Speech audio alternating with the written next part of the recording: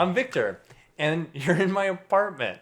Now, this is a new show called What's Worth Doing, and it's all about the leaps people have taken to get to where they are today and the leaps they hope to take next. My very first guest is an amazing woman named Renetta McCann. Renetta climbed to the top of the media and advertising industry, becoming a CEO, becoming one of Forbes' most powerful women, and then at 52 years old, decides to go back to school and be a student again. And this story is all about that leap. I'd always wanted a master's, right? Hmm. I had wanted some advanced education. Sure. But by the time you're a CEO, you don't need an MBA, do you? Right. You don't need a promotion. You don't need a bigger job, whatever. You already had it. Right.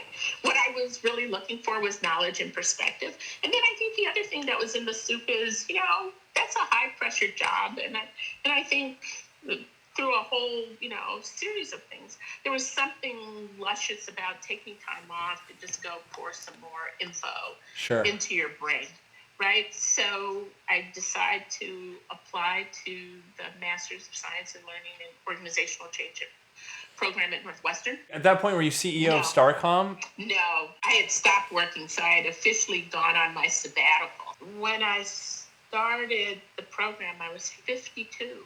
And how does that feel? I mean, going back to school, were you like youthful energy? Were you feeling like, oh my gosh, like I'm around a bunch of young bucks, like I know I could run circles around these people. I mean, what's that perspective like? For me, it was a kind of balancing thing. So I had perspective and expertise on some of these topics Yeah. that my classmates wouldn't. In order for me to really get the benefit of being a learner in this environment, I'm going to have to hold that stuff in a certain way, right? I can't go in there and try to overpower people with it because that defeats the purpose of my learning.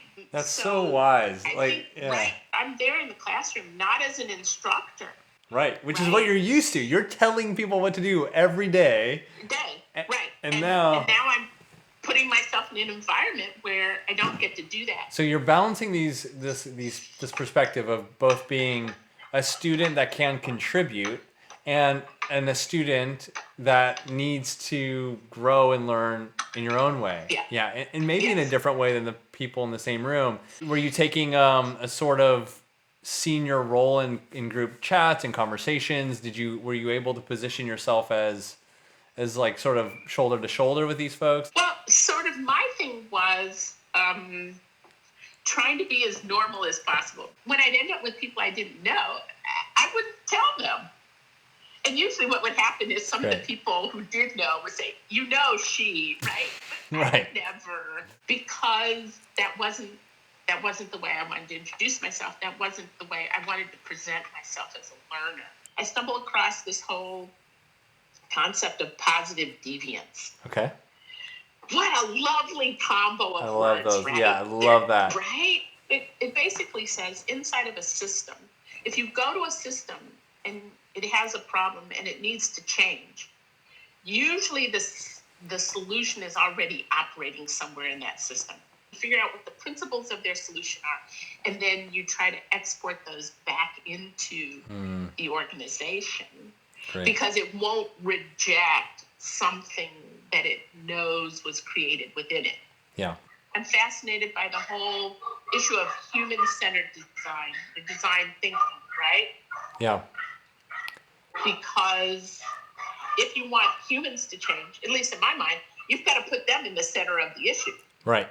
And the whole idea of human-centered design too is that we're not designing for people, we're designing with people and with the people that have that problem. I can see someone who's not getting through that door easily, and I can think, oh, I've got that solution. I know what they need. But and this is what happens all the times in boardrooms and all sorts of things is we think we know what that person needs, and all we really needed to do is actually just go walk through the door with them. There's a power and empowerment to co-creating. One of my favorite writers on leadership is a gentleman named Ronald Heifetz. He's a doctor who teaches in the School of Government at Harvard. He starts talking about that your leadership style has to match the type of problem that you're trying to solve, and that some problems are technical. Yep.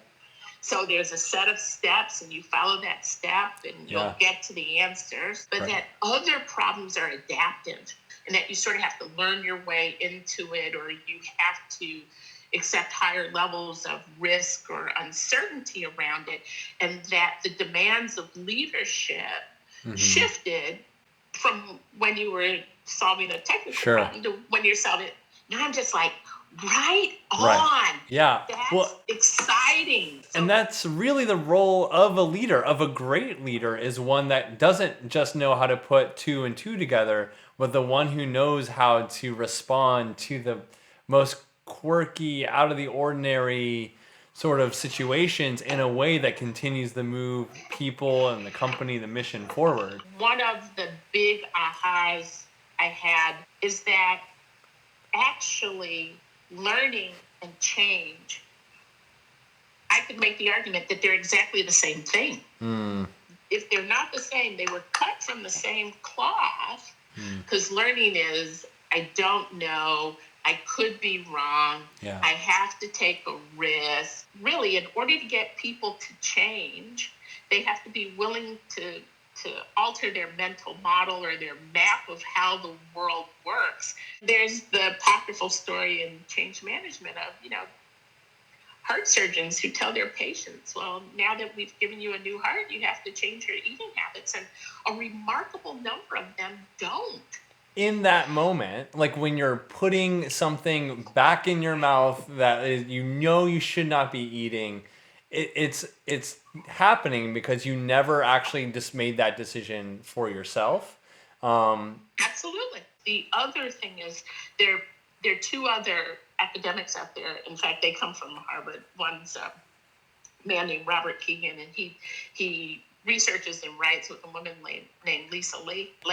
They came up with this construct called immunity to change. And usually what happens is when people say they want to change but they don't, there's something baked in that they call the competing interest that's getting in the way of the stated desire to change. So, in an organization, I'll probe for what's the change, invite people into the change. And then when it doesn't happen, I automatically start going to look for what might be the competing interest. And then by naming it, can we begin to address it or manage it or do something else with it?